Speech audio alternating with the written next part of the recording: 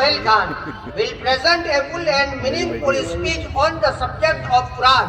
They will find it absorbing and even worse.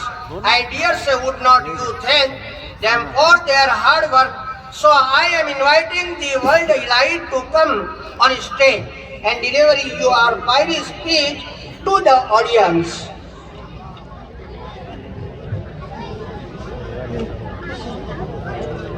Alhamdulillahi Rabbil Alameen Wassalatu wassalamu ala Rasulihil Kareem Amma ba'd Fa'udhu billahi minash shaitanir rajeem Bismillahir Rahmanir Rahim Inna hadhal Qur'an yahdi lillati hiya aqwam. Respected elders and my dear brothers and sisters, I welcome all of you with Islam greetings. Assalamu alaikum wa rahmatullahi wa barakatuh. May peace, mercy and blessings of Allah subhanahu wa ta'ala be upon all of you. The topic of my talk is the verse, the glorious Quran from Surah chapter 17 verse number 9. Inna hadhal Quran yahdi lillati hiya aqwam. It reads, this Quran guide humanity to that which is best in form, best in manner, best in result, best in fact. Keeping this in mind with our brothers and sisters, it is focused on some of the most valuable lessons learned by understanding one of the earliest passages of the Quran, which will guide us to make the best of people and the best of society. Inshallah amongst the very first word revealed to the Prophet sallallahu alaihi wasallam. Surah Al-Muddassir, when the Prophet ﷺ was prayed, and mission of Islam revolved around these 5 ayahs start saying, Ya ayyuhal Muddassir, oh the one wrapped up, Qum fa'anzir, raise and warn. Actually the words, Qum in Arabic, translated using 15 words in English, means to get up it, means to erect it, means to double it, and means to not be satisfied, and then that is where the Prophet Muhammad ﷺ was delivering himself to his wife Khadija radiallahu ta'ala anha, has to come and say, Ya Muhammad, Ya Abul Qasim, go to sleep, has a long ago.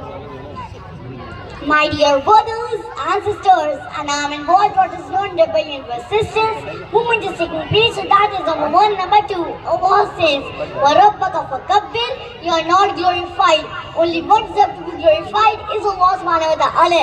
In the time the people used to glorify man-made idols, but in Islam we talk Allahu Akbar of all that is glorified. Allah is the greatest, and only last time has arrived to come at the place of bead and constant glorification of Allah subhanahu wa ta'ala.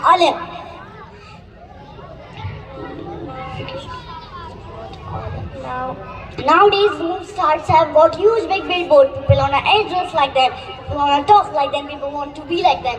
People want to know what do they do, what do they eat, what do they drink. And you see people selling advertisements. This movie star professional athletes to tell us sins. Ya ayyuhal muddassir qum fa'anzir, to glorify them. But in Islam we taught Allah Akbar of all that is glorified. Allah is the greatest, subhanallah. It is so interesting this day of all these statements is there in the Quran. Of all these statements taught us by Prophet sallallahu alaihi wasallam. Cleanse, clean. The most valuable when you say Allah Akbar, and then Allah subhanahu wa ta'ala says, وَزِيَبَقَ فَالطَّهِرِ. In Arabic, the term has 2 meanings. So, either meaning outer garments, most of the time, hope refers to your heart, or here it means your heart. Allah subhanahu wa ta'ala gave the commandment to Muhammad sallallahu alaihi wasallam, cleanse, clean, purify your heart. And this was one of the mission of the Quran. And most of the time we miss this point that we were in box of this mission. It is expected to have a pure heart and a clean heart and a softer heart. And then Allah subhanahu wa ta'ala says, وَالرُّجْزَ فَهْجُرْ, weakness, evil, devilish, acts from Allah subhanahu wa ta'ala.